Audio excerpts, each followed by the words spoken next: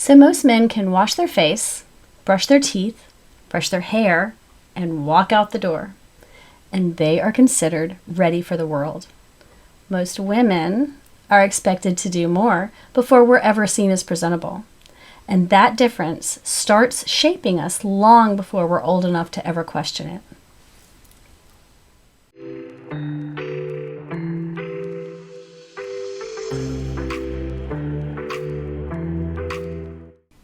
So this isn't a video about telling anyone whether to wear makeup or not. It's about why we expect more from women than we do from men, and how those expectations quietly shape our choices over an entire lifetime. After sharing a few videos about makeup and being natural, I heard a lot of different perspectives. Some women felt relieved stepping away from it, and some have always loved wearing makeup. And then others moved between the two, depending on the day. And not everyone was comfortable with the whole conversation. And that's not surprising, because when something has felt normal for a long time, questioning it can feel personal. But here's the thing. If stepping away from something changes how you're treated, if opting out makes you seem less professional or less put together, then there's pressure involved, whether we name it or not. And that doesn't make makeup bad. It just means that the expectation deserves examination. And I think the easiest way to see this is through everyday life. My husband gets ready quickly, and no one evaluates whether he's done enough, before he leaves the house. And there isn't a checklist that he's expected to meet just to exist in public. And, for many women, the expectation is higher. We're expected to smooth and cover and manage and maintain ourselves, and not to stand out, but simply to be considered neutral. And that difference isn't about taste or personality. It's about expectations.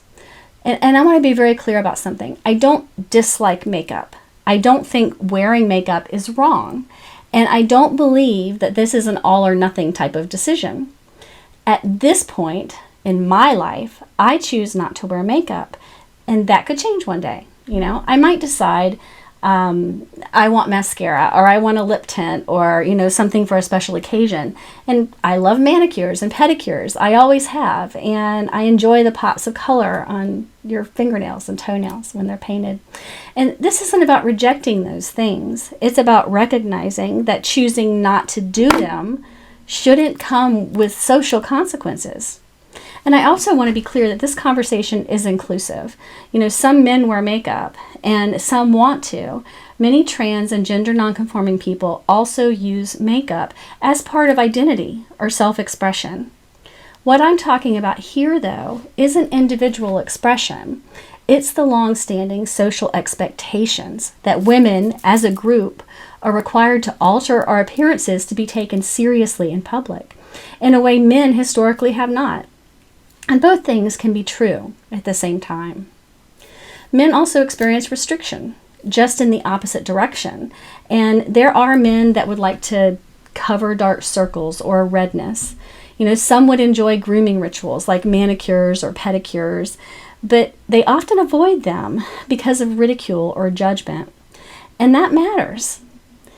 At the same time, though, most men have not carried a lifelong expectation to manage their appearance in order to be taken seriously. And that pressure has largely fallen on women, starting young and continuing quietly for decades. And regarding parenting, this is the part that I don't think that we talk about enough.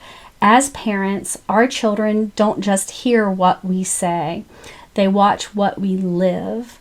I always reinforced to my daughters that they could show up however they wanted, and I meant it, and I know that they knew that. But they had a mother who didn't fully believe that for herself yet. They saw my habits, my expectations for myself.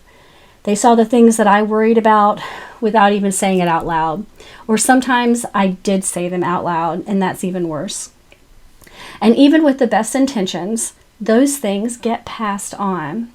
And my hope is that someone watching this, especially someone raising, teenage daughters or young women, that they might pause and ask, where did this standard come from? And is it one that I actually want to pass on? because many of the decisions that we make early in life don't feel like pressure. They just feel normal. When I look at the responses across all of these videos, I don't see women arguing over makeup. I see women questioning why so much effort has been required of them for so long. Some choose to keep doing it, and some choose not to, and some kind of move between the two. But the point isn't what you choose. It's whether you're choosing freely or simply meeting a standard that was handed to you, before you were old enough to ever question it. So if makeup brings you joy, wear it. If going without brings you peace, honor that. That's where I am. But it's worth asking whether our expectations of ourselves and of others are actually balanced, because one group is expected to do more, just to be considered ready. And that's not about preference. That's about culture. And culture can and should be questioned. Thanks for watching. I'll see you next time.